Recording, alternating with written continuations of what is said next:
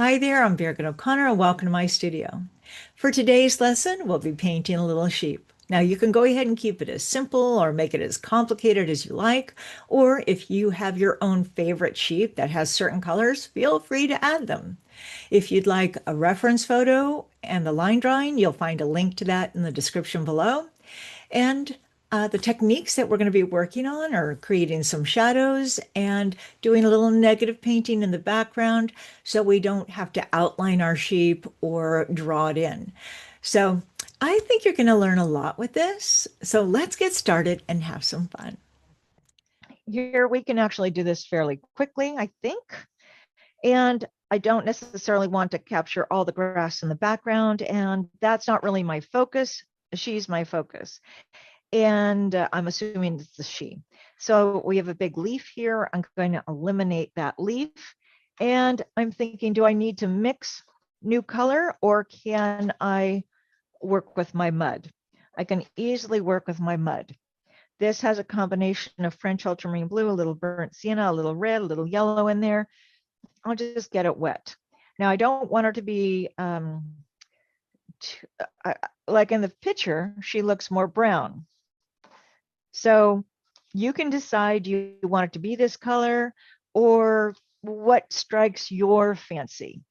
So I'm going to go ahead, get a little more blue in it because that makes me happier. You can see I've got a lot of water. So I'm going to go ahead, find the edge of her face. If you want her to have more brown, just get a little more yellow or red in there. Make a little stroke. I'm playing with the belly of the brush and the tip. And let's see, I'm going to come down here and I'll work in a couple layers. Hopefully this is zoomed in enough for you to see. And I'm looking for the shadows. Shadows. Right there, so you can get an idea. Now it's going to be a little darker, but right now that's not what I'm going to focus on. To me, it's a lot of fun to play with just a few of those strokes. Okay. All right, so I like what's happening right here. Maybe I'll dissolve a little bit. I'm going to take the very tip of the brush, go along where the eyes are right up here. Maybe I want it to be a bit more neutral and come down around her mouth. Okay, I just kind of went right underneath here and around the mouth with the very tip.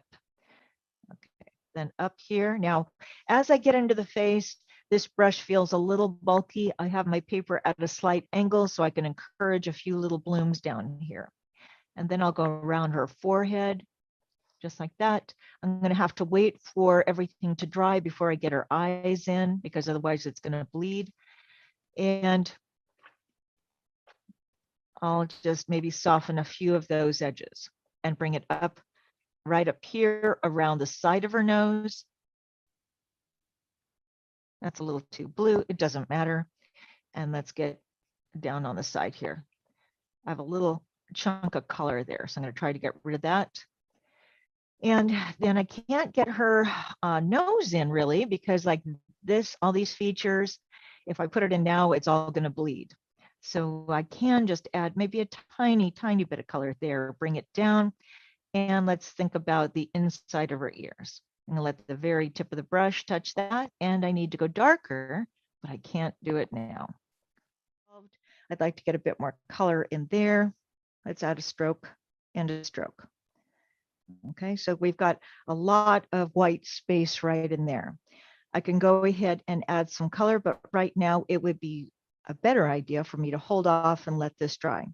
So let's see how this works. Play with different greens and let's go ahead and get a little bit in here.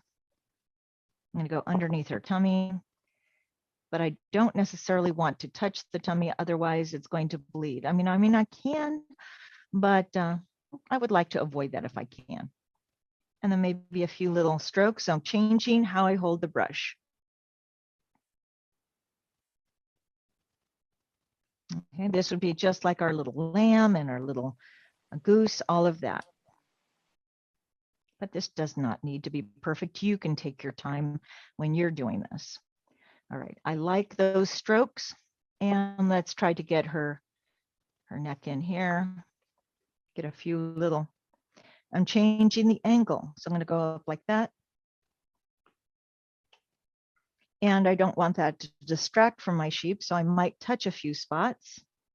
But basically, we're doing some negative painting around our sheep. And we'll do the same thing over here. Okay, so I've got lots of strokes, and I don't want to leave it that way. So I'll just go ahead and touch a few of these little areas. My water is pretty dirty, actually. Now you would take more time than I am. I just want to give you an idea of how you can approach this. What I should have also done to give it a nice border is to have some tape around that. I can always, but if we do this, let's go ahead and get a little frame around that. That's kind of nice. I could bring it down a little bit further too. Let's get some spring greens in there. It's going to be nicer once it dries. I mean, I like some of these blooms that are happening, but I'm also really going to like having some of these strokes on top of that dry surface. It'll give me more of this effect. Trying to make a slightly darker green. Let's go around our little animal. I want you to see her. And we haven't gotten into any of the facial features yet. Okay, maybe I'll let some of that color move around a little bit. Okay, so the things that I like how the color stops in areas. If I continue to work it, then it's going to turn into one big mushy mess. So I'm going to let that dry, and let's come back into her body. It's going to look really different. All the color that you think looks too dark is not going to look that dark. I'm also holding my brush higher up the handle. You can see I'll go from here to here. And let's think about, I'd like to do her face. And if I want some of that brownish color that you've got there, I'm not sure if that's how important that is, but since I see it, I'll go ahead and bring a little yellow into my palette here. I like the white actually better, but I could go ahead and get some of these colors in here if that is important to me. This is a wonderful way to do loose animals. And I'm playing with holding my brush this way and this way.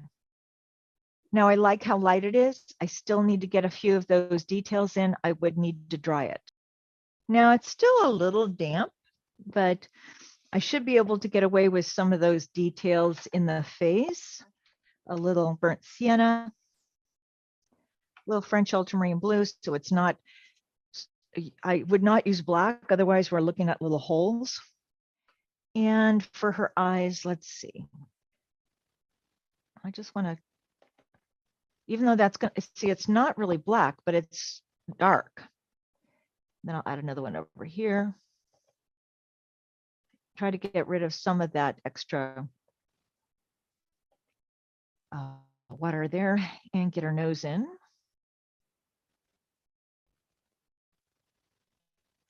And her mouth. And I think the mouth is over to the side a little bit. Just minor. We're just suggesting it, because if you suggest it, then the viewer is going to be able to use their own imagination. They're going to know it's a sheep. You're the only one that's going to know it's your particular little animal. Okay. So now we've got a good start right there. I can always fine tune it, but that is how I would approach it. Get a few more darker values in.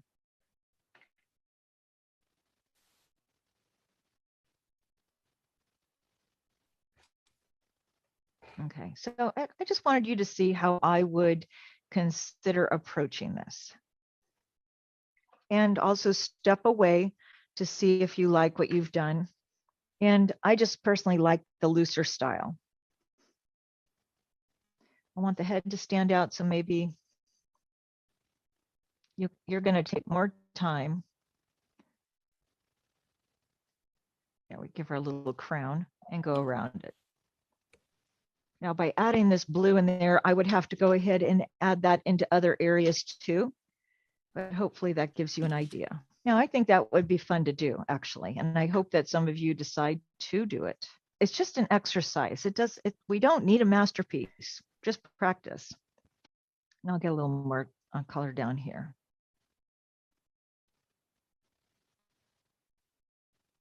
Get a little spatter, break it up. Well, thank you so much for joining me today. I hope you enjoyed this lesson. And until next time, have fun and happy painting.